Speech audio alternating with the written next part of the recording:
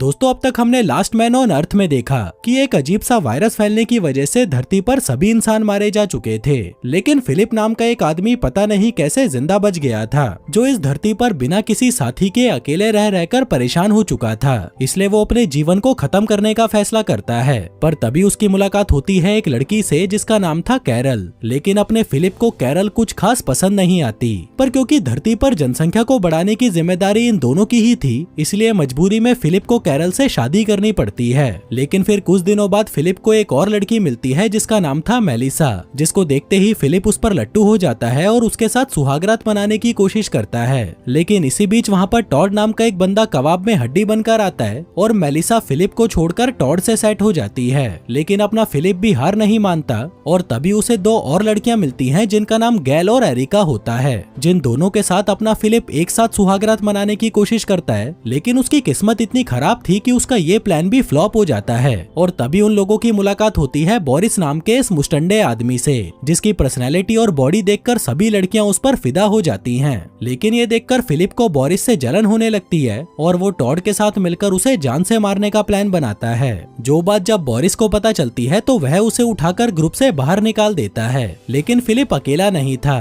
क्योंकि उसकी wife Carol अभी भी उसके साथ थी। जिसके बाद वो दोनों एक नई शुरुआत करने के लिए वहाँ से कहीं दूर निकल जाते हैं। लेकिन कुछ महीने इधर उधर भटकने के बाद उन लोगों का मन नहीं लग रहा था, इसलिए वो लोग वापस आने का फैसला करते हैं। लेकिन जब वो वापस आते हैं तो पाते हैं कि बाकी के सभी लोग मेलबू शिफ्ट हो चुके हैं, इसलिए वो लोग भी मेलबू पहुंच जाते हैं, जहां कैरल उन लोगों को सरप्राइज देने के लिए जैसे ही उनके सामने आती है, तभी उसे देखकर जैसन नाम के एक आदमी को हार्ट अटैक आ जाता है और वो वहीं टपक जाता है। आगे फिलिप को भी उसकी गलतियों के लिए माफ कर दिया जाता है और वो सभी साथ में खुशी खुशी रहने लगते हैं। लेकिन फिर एक दिन अचानक बोरिस के पेट में बहुत तेज दर्द होने लगता है, जिसका वो लोग पता नहीं क्यों ऑपरेशन कर देते हैं और वो बेचारा बिना मतलब मारा जाता है। दूसरी तरफ ऊपर स्पेस में माइक नाम का एक आदमी काफी सालों से अकेले रह रहकर परेशान हो चुका था, इसलिए वो अब धरती पर जाने का फैसला करता है और अपनी स्पेस शटल लेकर धरती पर आ जाता है। लेकिन वो समुद्र के बीचों बीच क्रैश होता है, जहाँ 3 दिनों तक भटकने के बाद उसे एक बोट दिखाई देती है, जिसमें उसे मिलता है मार्क नाम का आदमी, जो पिछले कई सालों से इस बोट पर अकेला रह रहा था। लेकिन अब माइक के आने के बाद उसे एक दोस्त मिल गया था। वहीं माइक भी कुछ दिनों तक तो मार्क के साथ उसकी बोट पर ही रहता है। लेकिन जब वो लोग बाकी लोगों को ढूंढने के लिए जमीन पर आते हैं, तभी मौके का फायदा उठाकर माइक वहां से भाग जाता है और जैसे तैसे करके मेलबू पहुंच जाता है, जहां वो फिलिप से मिलता है जो उसका सगा भाई था। जिसके बाद काफी दिनों तक तो वो लोग खुशी खुशी साथ में रहते हैं और खूब मौज मस्ती करते हैं। लेकिन फिर एक दिन अचानक से माइक की तबीयत खराब होने लगती है और वो वायरस से इन्फेक्टेड हो जाता है, जिस वजह से उसे वहां से जाना पड़ता है। वहीं दूसरी तरफ बाकी लोग एक ड्रोन को देखते हैं जो काफी दिनों से उन पर नजर रखे हुए था, पर तभी मेलिसा वहां पर आकर उसे अपनी बंदूक से उड़ा देती है, क्योंकि वो उन सभी के लिए खतरा हो सकता था। उधर एरिका किचन की खिड़की से कुछ अजीब सा देखती है और तुरंत अपने सभी दोस्तों को वहां बुलाती है, जहां दूरबीन से देखने पर उन्हें समुद्र में एक बोट दिखाई देती है, जिसमें 3 लोग जिनके पास बंदूकें थी बड़ी ही तेजी से उनकी तरफ बढ़ रहे थे। जो देखकर वो लोग घबरा जाते हैं कि यार अब हम क्या करेंगे। और यहीं से शुरुआत होती है इसके अगले सीजन की। कैरल कहती है कि यार तुम लोग इतना डर क्यों रहे हो, क्या पता वो लोग हमसे रास्ता पूछने आ रहे हों। जिस पर एरिका कहती है कि तू पागल वागल है क्या, कोई रास्ता पूछने के लिए बंदूक लेकर आता है। जिसके बाद वो सभी जल्दी से उस घर को खाली करने लगते हैं। तभी कैरल दौड़कर मेलिसा के पास जाती है और उसे पूरी बात बताती है। मेलिसा कहती है कि मुझे जल्दी से यहाँ से बाहर निकाल। कैरल कहती है कि पहले ये बता कि क्या तूने अपना सबक सीख लिया है।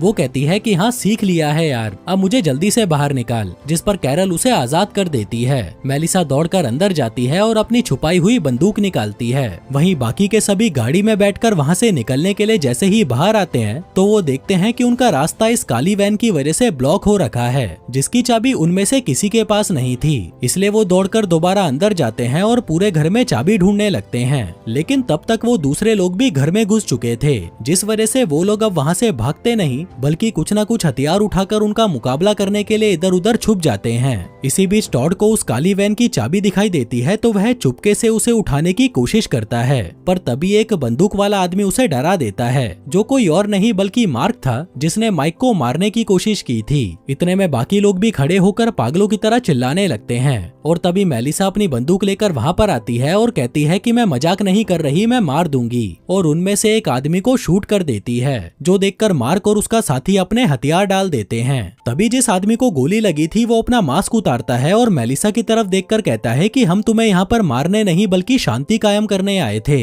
और वहीं टपक जाता है। जिसके बाद उसे भी दफना दिया जाता है और उसके लिए एक सड़ा हुआ गाना गाकर उसे श्रद्धांजलि दी जाती है। आगे जब सभी साथ में बैठे थे तभी मार्क बताता है कि जब ये वायरस फैलना शुरू हुआ था तभी से मैंने समुद्र के बीच में रहने का फैसला कर लिया था, और तब से अब तक मैं समुद्र में ही रह रहा हूँ। बस खाने पीने या कोई जरूरत का सामान लेने के लिए ही मैं जमीन पर आता हूँ, और हर वक्त ये सूट पहन कर रखता हूँ ताकि मैं वायरस से इन्फेक्टेड ना हो जाऊँ। तभी कैरल उसे कहती है कि सॉरी यार, हमने तुम्हारे साथी को मार दिया। जिस पर मार्क कहता है कि कोई बात नहीं, वैसे भी मैं उसे जानता नहीं था। जिसके बाद कैरल उसके साथी से पूछती है कि तुम बताओ तुम्हारा नाम क्या है और तुम क्या करते हो। वो कहता है कि मेरा नाम लुइस है और मैं एक सर्जन हूँ। जो सुनकर गैल खुश हो जाती है और कहती है कि यार हमें तुम्हारी ही जरूरत थी। दरअसल मैं और कैरल प्रेग्नेंट हैं। जिस पर लुइस कहता है कि तुम लोग गलत समझ रहे हो, मैं पेड़ों का सर्जन हूँ, यानी कि ट्री सर्जन। तभी मार्क कहता है कि इतने सालों से समुद्र में अकेला रहकर मैं पूरी तरह पागल हो चुका हूँ, यहाँ तक कि मेरा कोई दोस्त भी नहीं है, पर तुम लोग तो एक परिवार की तरह रहते हो। कैरल कहती है कि हाँ, हम एक परिवार हैं और इस परिवार का मुखिया फिलिप है, क्योंकि इसी ने ही इस परिवार की शुरुआत की थी।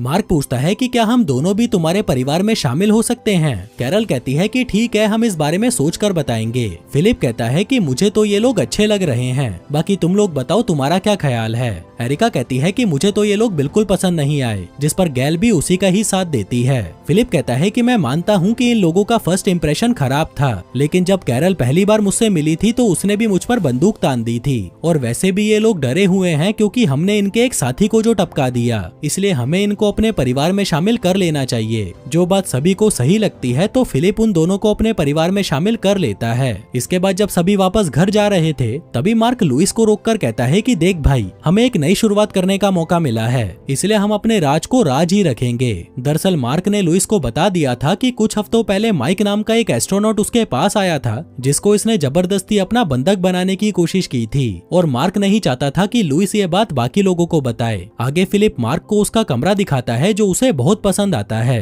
फिलिप कहता है कि ये कमरा कैरल ने मेरे लिए अपने हाथों से सजाया था। जिसके बाद फिलिप अपने कमरे में आता है और देखता है कि कैरल ने उसके लिए नकली आईब्रो बनाई है, जिसको वह उसे लगाने के लिए कहती है। फिर अगली सुबह जब सभी मीटिंग के लिए बैठे थे तभी फिलिप सभी को अपनी नई आईब्रो दिखाता है, जो देखकर सभी उसका मजाक उड़ाने लगते हैं तो मार्क को गुस्सा आ जाता है। कहता है कि तुम लोगों को क्या प्रॉब्लम है, जिसको फिलिप तुरंत शांत करता है और कहता है कि भाई ये तो बस मेरे मजे ले रहे थे। अब मार्क को ऐसे गुस्से में देखकर वो सभी डर जाते हैं और सोचने लगते हैं कि कहीं हमने इस पागल को अपने साथ रखकर कोई गलती तो नहीं कर दी। जिसके बाद मार्क के बारे में और जानने के लिए वो लोग लुइस को दबोच लेते हैं, लेकिन लुइस उन्हें झूठ बोलते हुए कहता है कि मार्क तो एक बहुत अच्छा आदमी है। एरिका कहती है कि देख पागल तो किसी और को बनाइयो, हमें पता है कि मार्क एक साइको है, लेकिन क्या वो खतरनाक भी है। जिस पर लुइस डरते हुए कहता है कि तुम लोगों ने गलत आदमी को अपने ग्रुप में शामिल कर लिया है। कहता है कि जब मैं उसके साथ समुद्र में 2-3 दिन रहा तभी मुझे पता चल गया था कि मार्क किस टाइप का आदमी है, और उसने खुद मुझे बताया कि कुछ हफ्तों पहले उसने किसी को मार डाला था। दरअसल वो यहाँ पर माइक की बात कर रहा था, जो सुनकर कैरल डर जाती है क्योंकि फिलिप अभी भी मार्क के साथ ही था, जहाँ वो दोनों मजे करने के लिए तोप में गोले दाग रहे थे, जिसमें कई सारे गोले दागने के बाद वो उस रोलर कोस्टर को गिरा देते हैं जिसको वह गिराना चाहते थे, जो करने के बाद उन्हें बहुत खुशी महसूस होती है। तभी मार्क उसे बताता है कि मेरा माइक नाम का एक बहुत अच्छा दोस्त था, लेकिन वो मुझे छोड़कर चला गया। फिलिप कहता है कि अरे क्या बात कर रहा है, मेरे सगे भाई का नाम भी माइक ही है। जिसके बाद जब फिलिप वापस आता है तब कैरल के साथ साथ सभी उसको मार्क की सच्चाई बता देते हैं, पर वो उनकी बातों पर विश्वास नहीं करता। इसी बीच वहाँ पर मार्क भी आ जाता है, जिसने अपना सूट उतार दिया था क्योंकि वो यहाँ पर सुरक्षित महसूस कर रहा था। कहता है कि मैं आप सभी का शुक्रिया करना चाहता हूँ, क्योंकि आज कई सालों बाद मुझे ऐसा लग रहा है जैसे मैं घर लौट आया हूँ। जिसके बाद वह घर में पड़े सामान को छू कर देखता है, जिससे उसे बहुत अच्छा लगता है, क्योंकि उसने काफी सालों बाद कोई चीज बिना दस्तानों के छुई थी। उधर कैरल फिलिप से कहती है कि तुमको पता भी है उसने किसी की जान ली है। वो कहता है कि बस इतनी सी बात, जान तो मेलिसा ने भी ली है, गैल ने भी ली है, यहाँ तक कि तुमने भी ली है जेसन की, लेकिन इससे ये तो साबित नहीं होता कि तुम सभी खतरनाक हो। वैसे ही मार्क भी खतरनाक नहीं है, तुम चिंता मत करो। उधर मार्क सभी सामानों को छूते हुए घूम रहा था, पर तभी उसके हाथ एक फोटो लग जाती है जिसमें माइक भी खड़ा था, जो देखकर मार्क को गुस्सा आ जाता है और वो सोचता है कि शायद ये लोग भी माइक की तरह वायरस से इन्फेक्टेड हैं। इसलिए वो जल्दी से अपना सूट पहनता है और उन लोगों पर बंदूक तान देता है। वहीं फिलिप उसे समझाने की कोशिश करता है, लेकिन वो नहीं समझता। कहता है कि मैंने तुम लोगों पर भरोसा किया, पर तुम सभी धोखेबाज निकले। निकले, चलो अब जल्दी से बताओ कि माइक कहाँ पर है। जो बोलकर वह उसे डराने के लिए गोली चलाता है और फिर जैसे ही वो फिलिप को मारने के लिए ट्रिगर खींचता है तभी उसकी बंदूक जाम हो जाती है। जिस मौके का फायदा उठाकर सभी लोग घर से बाहर की तरफ भागने लगते हैं और उस काली वैन में बैठकर जैसे ही वहाँ से निकलने वाले होते हैं तभी मार्क उनके सामने आ जाता है, लेकिन टॉड वैन को नहीं रोकता। मार्क उस पर गोली चलाता है पर उसका निशाना चूक जाता है।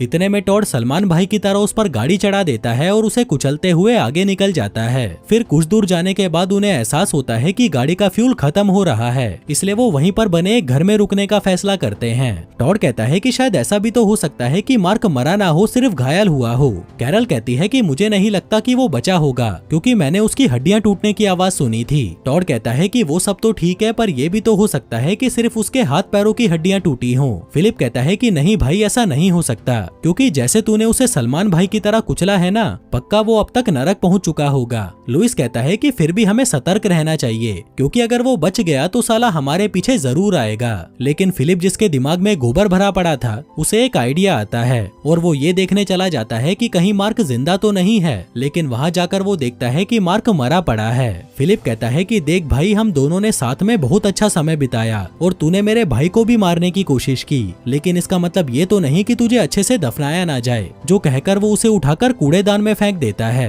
फिर अगली सुबह फिलिप मीटिंग बुलाता है और सबको बताता है कि मार्क मर चुका है। जो सुनकर टॉड को बहुत बुरा लगता है कि उसने किसी की जान ले ली, जिसको चुप कराने के लिए फिलिप उससे झूठ बोलता है कि भाई मार्क तो जिंदा है, उसकी बस टांग टूटी थी और उसे कुछ नहीं हुआ। लेकिन टॉड को उसकी बातों पर बिल्कुल भरोसा नहीं था। कहता है कि अगर वो जिंदा है तो मुझे उसके पास ले चल, मुझे उससे माफी मांगनी है। फिलिप कहता है कि नहीं भाई, अभी वो आराम कर रहा होगा। जो कहकर वो वहाँ से निकल लेता है। फिर थोड़ी देर बाद वो दोनों अपने पुराने घर पर जाते हैं, जहाँ वो देखते हैं कि हर जगह लाल रंग से लिखा हुआ है कि मैं बहुत गुस्सा हूँ और मैं तुम्हें नरक भेज दूंगा। जिसके बाद वो दोनों देखते हैं कि अगरबत्ती अभी भी जली हुई है। फिलिप कलर छूकर देखता है और कहता है कि ये अभी भी गीला है, मतलब मार्क कहीं आसपास ही होगा। दरअसल ये सब फिलिप ही कर रहा था अपने दोस्तों को डराने के लिए। साथ ही वो टॉड को ये भी एहसास दिलाना चाहता था कि उसने किसी की जान नहीं ली। उधर बाकी सबको पता था कि मार्क मर चुका है, इसलिए वो घर वापस जाना चाहते थे। पर तभी टॉड कहता है कि नहीं, वो अभी जिंदा है। जो सुनकर सभी कंफ्यूज हो जाते हैं और कहते हैं कि हमें सच बताओ कि वो साला मर चुका है या जिंदा है। फिलिप कहता है कि चिंता मत करो, वो मर चुका है और टॉड को आंख मारकर कहता है कि वो जिंदा है। इसलिए टॉड भी सभी को कहने लगता है कि मार्क जिंदा है। जो सुनकर सभी लोग इधर उधर से हथियार ढूंढने लगते हैं ताकि जब मार्क यहाँ पर आए तो वो लोग उसे मार सकें। कुछ देर बाद फिलिप कैरल को बताता है कि डरने की कोई जरूरत नहीं है, मार्क मर चुका है।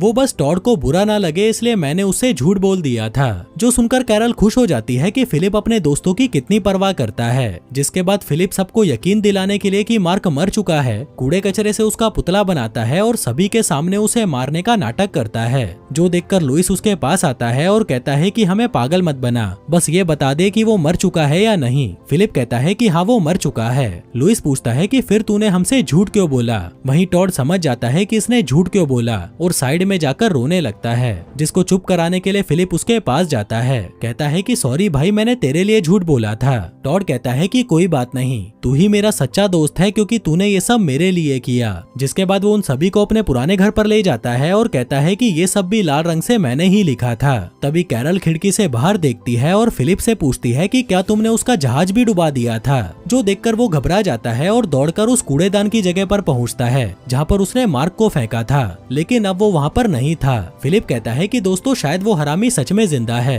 क्योंकि हमारे अलावा इस धरती पर और कोई है ही नहीं जो उसे उठाकर ले जाएगा। जो सुनकर वो सभी घबरा जाते हैं सिवाय टॉड को छोड़कर। लेकिन तभी वो सभी देखते हैं कि वहाँ पर खून पड़ा हुआ है, जिसका पीछा करते हुए वह बीच तक पहुँच जाते हैं। कैरल कहती है कि ये तो पक्का हो चुका है कि मार्क जिंदा है और वो अपनी बोट लेकर चला गया है। गैल कहती है कि फिर तो हमें ये घर खाली करना पड़ेगा। जिस पर फिलिप कहता है कि तुम लोग इतना डर क्यों रहे हो, वो चला गया है और हमें डरने की जरूरत नहीं है। टॉड कहता है कि ऐसा भी तो हो सकता है कि वो हमें मारने के लिए हथियार लेने गया हो। फिलिप कहता है कि ऐसा नहीं हो सकता क्योंकि उसकी वायरस से बहुत ज्यादा फटती थी, इसलिए वो वापस नहीं आएगा। जिस पर लुइस कहता है कि फिलिप सही बोल रहा है, वो वायरस से बहुत ज्यादा घबराता था, इसलिए वो पक्का वापस नहीं आने वाला। जो सुनकर सभी लोगों की जान में जान आती है।